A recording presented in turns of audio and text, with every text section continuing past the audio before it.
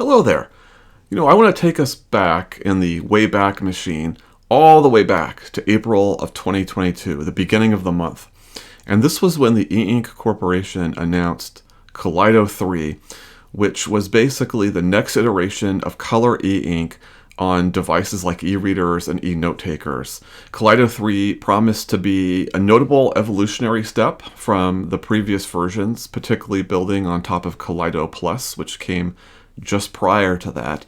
And there was a lot of excitement around this particular technology as the announcement came out, which is often the case.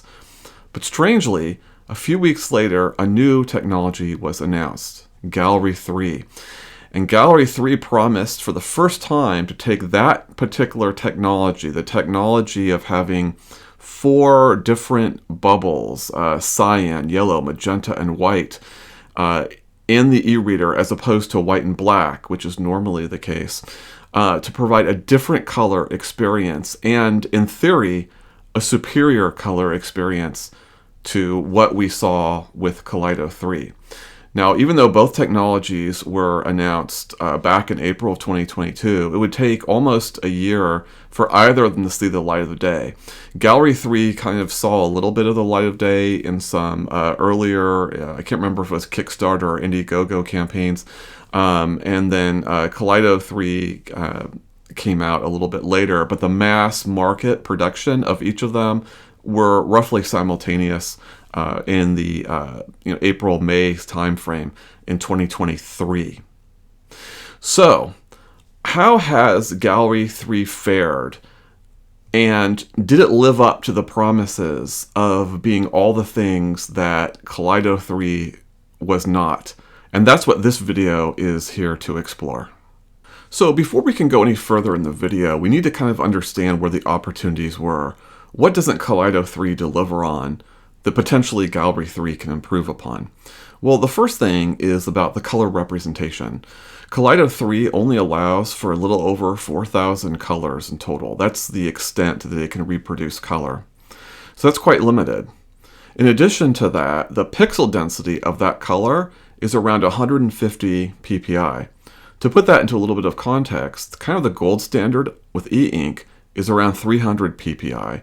That's currently only achieved with black and white, either on certain Carta screens or on Kaleido 3 screens. The black and white component is 300 ppi, but the color is half of that. So that's another opportunity. In addition to that, the way that Kaleido works is essentially it's a Carta screen with a layer on top of that. And that's the layer is what regulates the color. The problem with that, however, is it makes the screen look notably darker. So while a Carta screen by itself can sometimes even glow, it seems, even without front lighting on, just reflecting the light around it, a Kaleido 3 screen is much darker and is very difficult to use in indoor environments in particular without the use of front lighting. Now, there's nothing wrong with using front lighting, and front lighting does help to mitigate some of that weakness, but that also therefore adds battery drain. So it's ultimately inferior to a Carta screen in that regard. And the last thing that Kaleido 3 and previous versions of Kaleido struggled with, although there's been improvement particularly from the software side, is ghosting. So Kaleido 3 tends to have more ghosting than comparable Carta-only screens. And these 4 things are really the major weaknesses that Kaleido 3 has that Gallery 3, in theory, could at least partially address.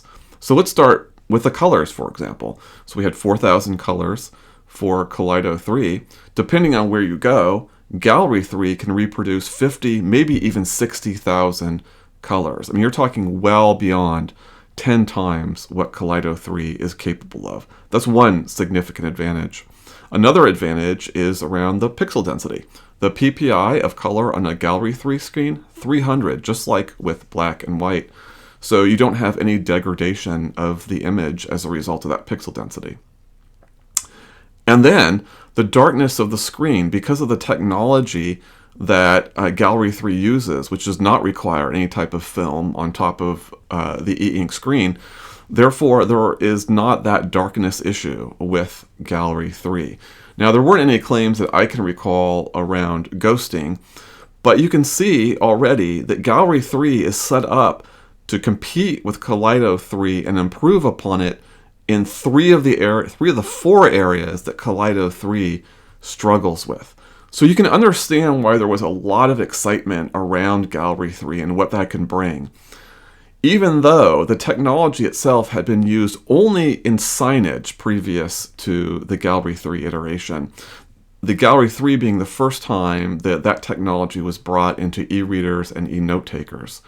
Despite that, just the idea that Gallery 3 could take color to the next level from what Kaleido had done was enough to get people really excited about the technology. But, as the title of the video suggests, the promise of Gallery 3 was never realized. And in fact, to this point, while there are multiple Kaleido 3 devices out there, from 8-inch e-readers and note takers, 10-inch e-readers and note takers, even monitors that will be using Kaleido 3 that are planned to release in December and January of this coming season, there's only been, to my knowledge, one device, at least at the recording of this video, that leverages Gallery 3 and the potential maybe for one more e-reader as well. There's no question that Kaleido 3 has moved ahead in the marketplace and Gallery 3 is stuck in neutral. So why is that? What is it about Gallery 3 that didn't quite live up to the promises? Well, I'm going to talk about that. But before I do, I'm going to show you a series of examples comparing Gallery 3 to Kaleido 3, and you'll see for yourself how those differences play out. So let's go through those particular examples, and then we'll come back here, and I'll kind of bring it all together.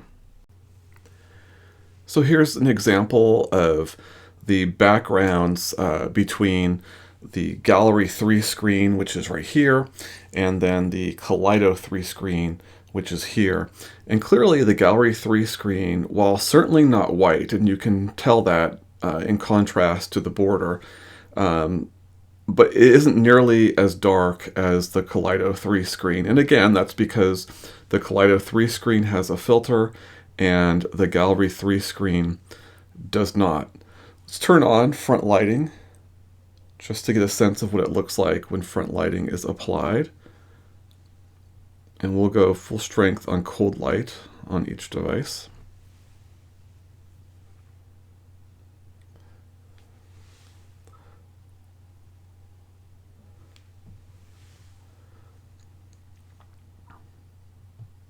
And as you can see, the front lighting actually mitigates to a large degree that background effect.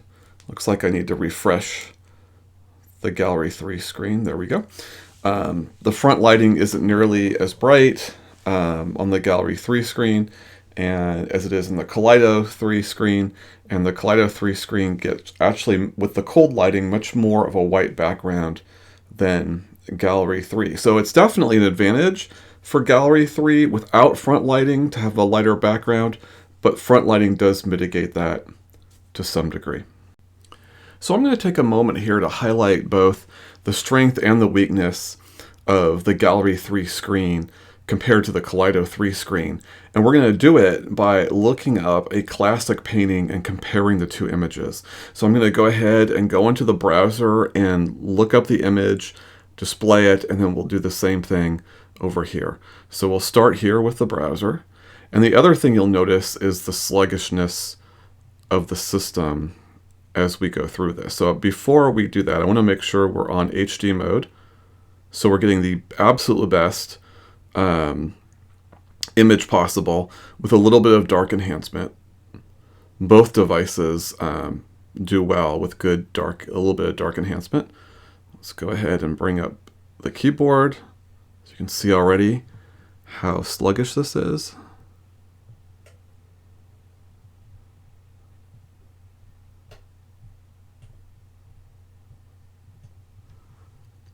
You can see how slow it is for the typing experience. It was accurate, it captured it correctly.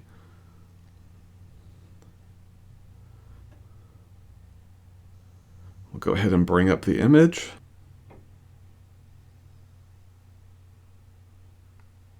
There we go. Let's do the same thing over here.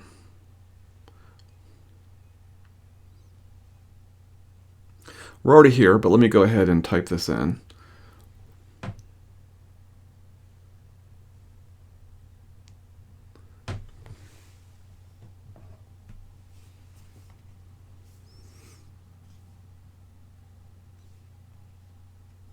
Just have to grab it because I couldn't.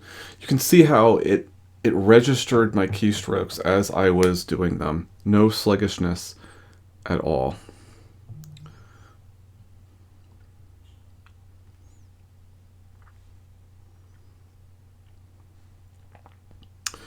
There you go. Let's make sure that both, again, are in HD. No, this is not, so we'll click on HD. We'll bring dark enhancement down a little bit. That's a little high. That's fine. Validate we're in HD here. And we are. Good. Okay. And let's refresh both screens so we're getting the absolute best visual. Okay, and there you have it. Remember that the gallery screen is 300 ppi in color when this is 150 on Kaleido 3. This is displaying 4,000 or so colors. This is displaying the 50 or 60,000, we're not sure. Which image looks better to you? I think the Kaleido 3 image looks better, and it may be if I look when I'm looking at the clouds, I see maybe a little bit more detail, but I like the colors over here. I like how green the sea looks. It's a little muted over here. I'm having a hard time, at least as a cursory glance, seeing the advantages of the Gallery 3 screen with this particular painting. In fact, if anything, my initial reaction, and the more I'm looking at it, it's the Kaleido 3 screen, despite all of its disadvantages, that's the better image. And the Kaleido 3 device is the device that was able, that was quicker to type. If I do a swipe down, let's swipe down on both of these just to see a little bit snappier over here with the Kaleido 3 screen, and choppier over here with Gallery 3. This is a great example of why Gallery 3 has failed. And in this painting, the Gallery 3 device should blow away the Kaleido 3 device, and in my opinion, it does anything but that. What should have been the strength of the Gallery 3 actually appears to be the strength of Kaleido 3, whereas the weaknesses of Gallery 3 are improved upon with the Kaleido 3 screen. Okay, here's another example of images between the two devices. And again, on the left is Gallery 3, on the right is Kaleido 3. Let's take a look at our settings, just to make sure we're on the right settings and we know what we're looking at. So we are on HD mode and we have no dark enhancement. That's perfect. So we'll get rid of that. And we'll do a screen refresh just to clean up the screen. And if we go over to Kaleido 3, we have HD and we have no dark color enhancement in this case as well. Very interesting differences between the two images. The Gallery 3 screen arguably comes out lighter, and as a result of that, you're able to discern more detail. But I like the coloring and just the look of the Kaleido 3 screen. So while you see advantages to the Gallery 3 screen here, I still think that the Kaleido 3 screen looks better, and the advantages that Gallery has isn't that significant. Let's take a look at both of these images. We're going to go ahead and turn on front lighting. We'll go on cold again and refresh that screen to get a nice clean image. We'll go here.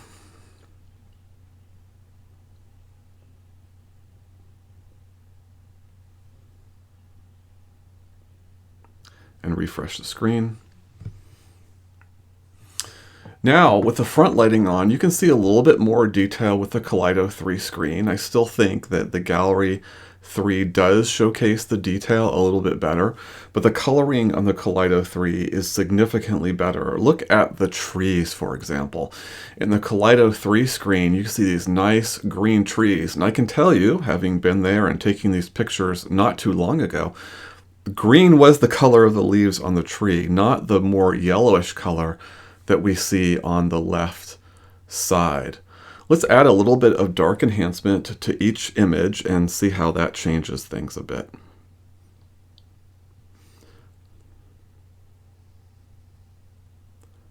Just do just a little bit of dark enhancement. Maybe go up to 10, like so. Refresh the screen. Do the same over here.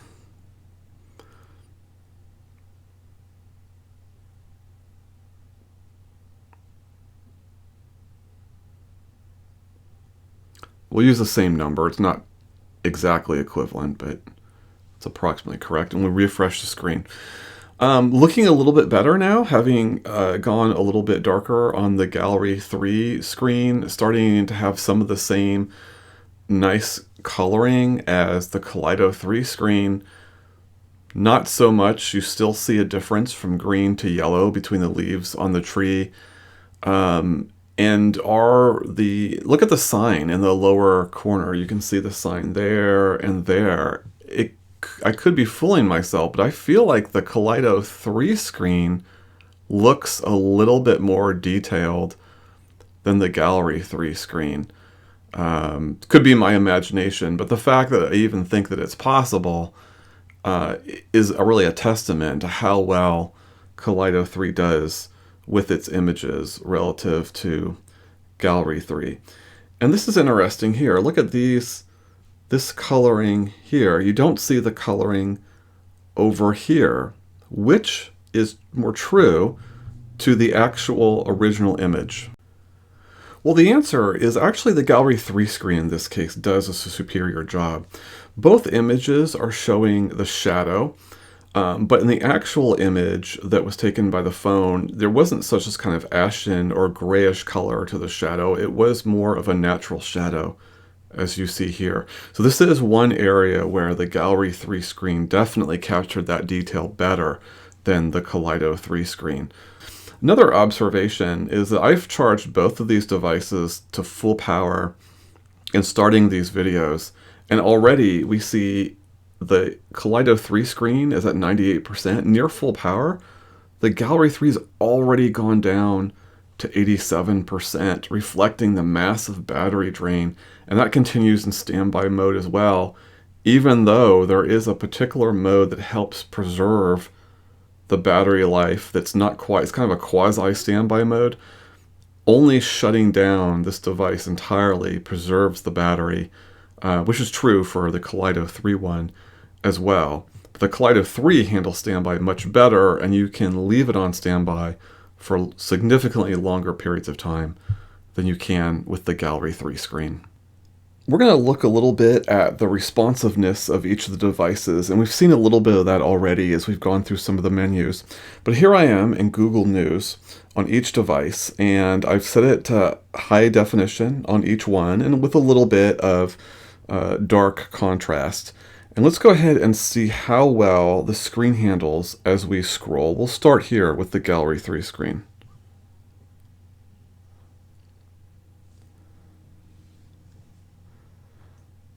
Extremely choppy. Nothing particularly smooth about that at all. Okay, let's do the similar thing over here. Much smoother. Seeing a little bit of a refresh there. I didn't check that setting. So in addition to those demonstrations, there's a couple things I want to point out, things that I could have brought up as well, additional weaknesses for the Gallery 3 screen. First off, one you might have noticed in the examples, I just didn't call as much attention to, which was around ghosting. Now, as you recall in the introduction to the video, Gallery 3 didn't necessarily promise to come solve the issues that Kaleido 3 has around ghosting, at least relative to Carta screens that handle ghosting better.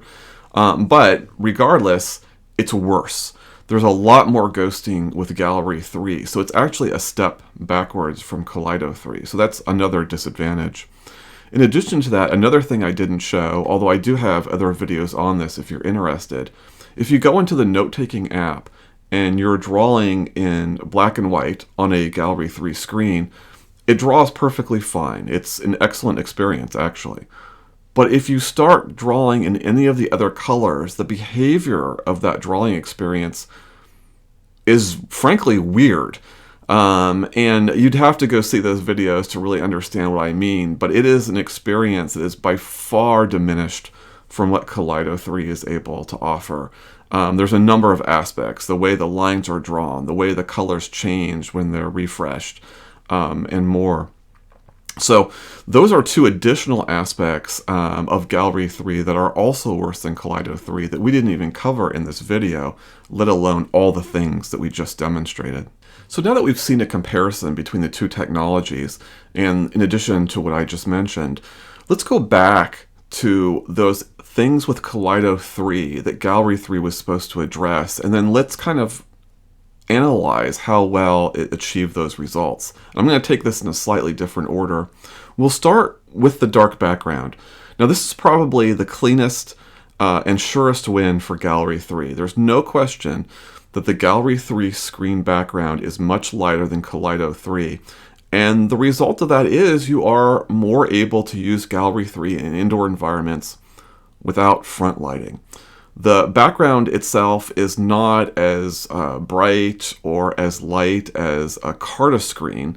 There always seems to be this definitely recognizable but hard to place color hue. Sometimes it's a little bit on the peach side. Sometimes it's a touch on the brownish side. But you know it's there. And so it never comes across as white. It never feels pristine. It always feels a little bit dirty, I guess I would say. And it's not the worst thing in the world. I don't want to overstate this. But it's a win for Gallery, but it's not a terribly strong win as a result of that. It always feels a little bit off, unfortunately. And yeah, that's their biggest win that Gallery 3 rather has over Kaleido 3.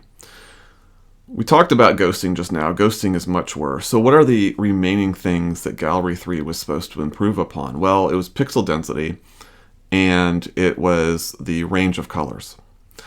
So in theory, when I'm looking at a Kaleido 3 screen, I should be able to discern more of the pixels, and I shouldn't be able to discern them in Gallery 3.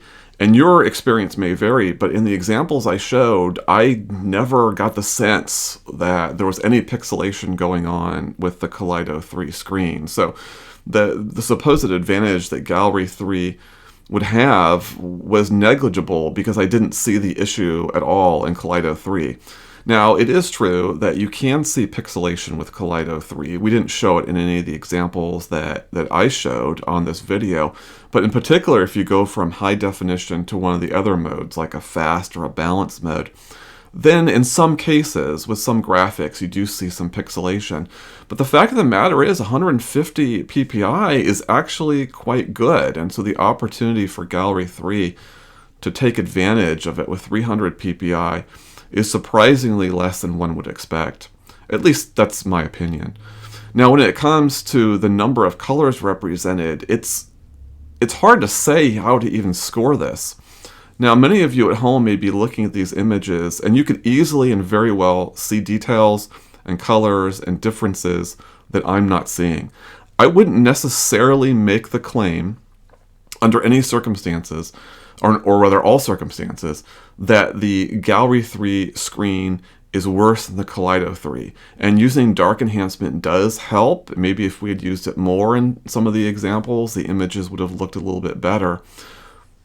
But regardless of that, remember, we were supposed to be going from 4,000 or so colors to 50, maybe even 60,000 colors. As I said, an over 10 times improvement.